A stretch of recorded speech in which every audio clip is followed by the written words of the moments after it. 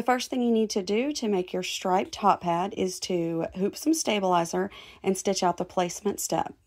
In my opinion, tearaway or cutaway, I would use cutaway, and this is black cutaway. It's my favorite. Oh, and I know I hate disclaimers, but you guys, I did my hair yesterday, and my fingernails and my fingers are purple. Sorry. Your next step is to place your batting to cover those placement stitches and run the next step, which will stitch around it and then trim around those stitches. Now, it's very important for a hot pad that you use a heat-resistant batting, I believe is what it's called, and the one that I've seen recommended on every website and every tutorial I ever watched before I made one was called Insul-Bright. It is spelled INSUL-bright, and I will put a link to that in the description to this video. Now, the next step is going to stitch a triangle shape on one end of your hot pad, depending on which way it's loaded into your machine. So what you want to do is simply take your first piece of fabric, mine is green with some holly leaves on it, and you're going to cover that triangle, and then a tack down for that will stitch. This tack down will not show, so it doesn't quite matter what color thread you use, but I am going to use kind of a coordinating green just because I want to. So I was too lazy to change the thread to a darker green, so I went ahead and used lime. So I'm just going to say that I did that because I wanted to be sure you could see the step, but it doesn't really matter. So now your first triangle is stitched down. I'm going to stitch a bit along this line right here towards the middle of the hot pad just to get rid of some of this fabric, but I'm not going to cut it really close, okay? It's not an applique. It doesn't have to be any type of way. I just want to make sure there's not a whole lot of this dark green fabric behind my white fabric with the print on it that I didn't press perfectly. So I'm going to trim this. I'm actually going to do it with one hand. Oh, look at that. These are my 4-inch curved scissors that I use for my appliques and in the hoop trimming. I will also put a link to those in the description. So now you're going, so you see how I did that not perfectly? It's just trimmed. It's not like cut to the stitch or to the seam. So now I'm going to take, this is the part where you might think, oh my gosh, this is crazy. I don't know if I can do this. So I'm going to get a better piece of fabric because the poor pressing of that one is getting on my nerves. Okay. So I want you to take a piece of fabric, your next stripe, mine's going to be like a coordinating print, and you're going to flip it over and place it with one of right side against the previous fabric, and you're going to just barely cover the edge of that last triangle. Do you see that? So I took my fabric, this is the right side, and I went doot, and I covered that seam. Okay, now I'm going to pin that down in a couple of places. You can see here on my easy frames, I'm running out of real estate up here, but that's okay. If you're using a hoop, even better, like on a flatbed, because you have a nice flat surface. So I'm going to pin this into place. You need it just to cover with a bit of a seam allowance, okay? And then you're going to run the next step, which is going to go doot, and it's going to tack this down, okay? So I'm going to do that, and I'll be right back.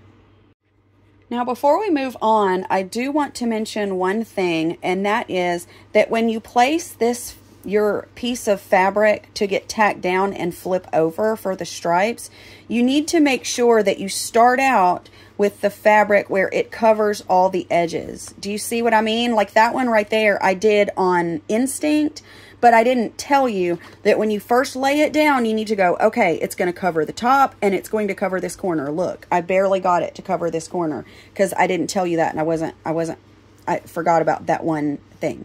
So you need to make sure that your fabric looks like this. Okay, it's covering, and then you flip it over, okay? And then you stitch down that line. Got it?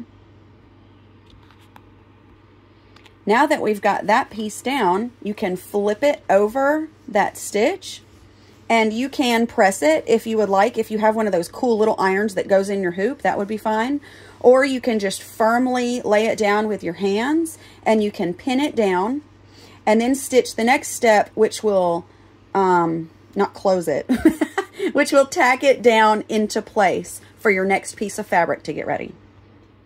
That last step that we just did is the same thing that you're going to do for the remainder of the pieces of this hot pad. So you want to take your piece of fabric, your next piece like this, make sure it covers the top and the bottom of the hot pad, flip it over to approximately line up with the edge of the previous strip, tack it down and flip it, tack it down.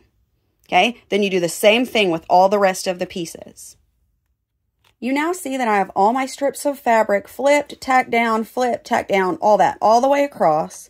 And the final step for the front was to tack down that like a little triangle shape at the end of that last strip of fabric. The step that's going to stitch now is technically optional. It is quilting in diagonal lines opposite these all the way across the hot pad. I did change to a darker green color to coordinate with these strips of fabric and some of the greens in my print. So now just let those diagonal steps stitch across the front. Oh, this is so pretty. Sometimes I just get really proud of my creations. You can see here that I used my hunter green or dark green color to coordinate with my print and with my two prints, and I just love it. Editing Melissa here.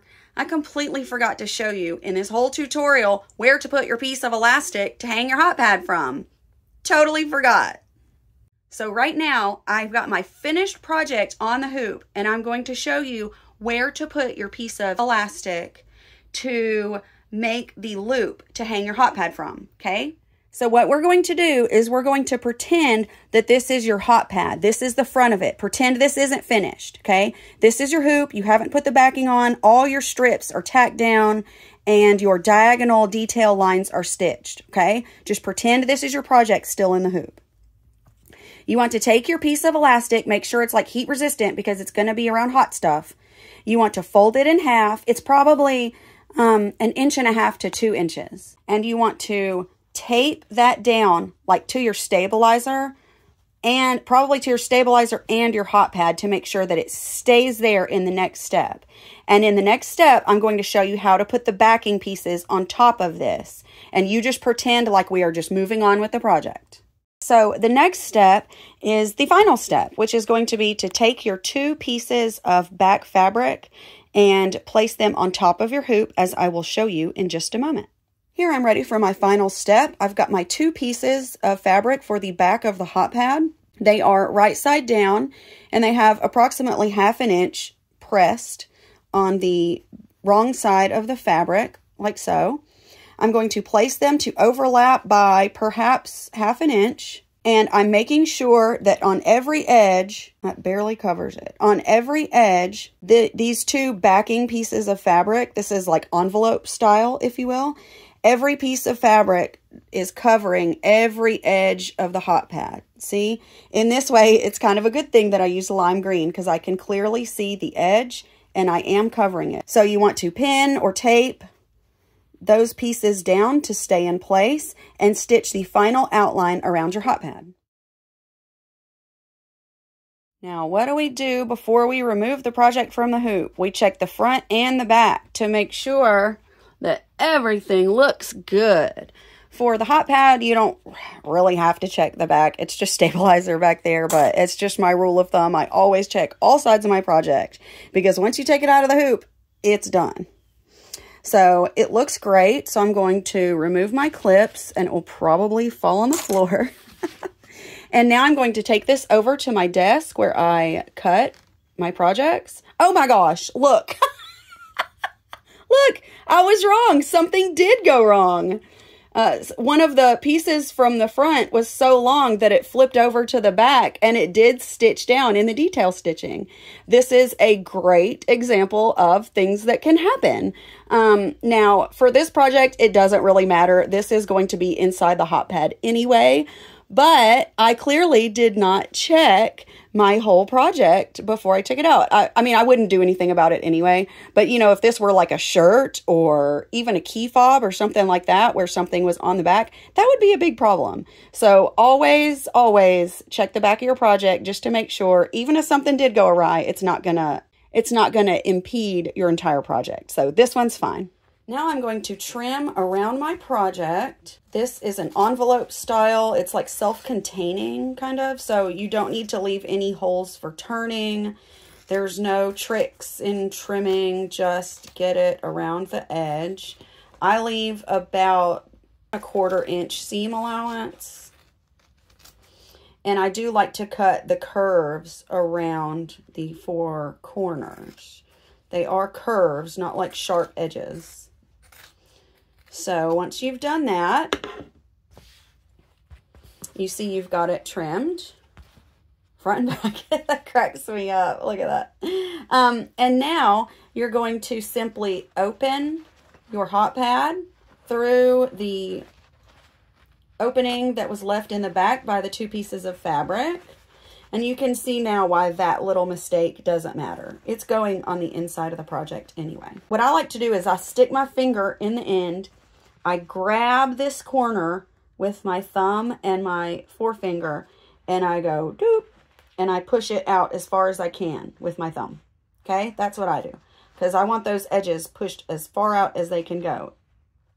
So I grab it with my thumb and I go whoosh, like that. See? That gives me a nice clean edge. Now you want to take this over to your pressing area, like your ironing board or wherever you press, and you want to press it down, because right now it probably looks something like this, like a puff pastry. Okay, now your project is pressed and it's looking great. The only thing left to do now is close up this hole in the back. So I use permanent fabric tape. It is called something I am not privy to at this moment in my brain, so I will remember it and link it below. I can see the packaging in my head, but I cannot remember what it's called.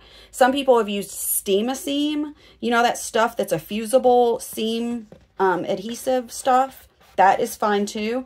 You just want to permanently close that hole. So I put my piece of double-sided tape in there. It is stuck to this side, and then I pressed it firmly. Oh, peel and stick. It's called Peel and Stick Fabric Fuse. Peel in, like apostrophe in, peel in, stick. That's it. I just remembered.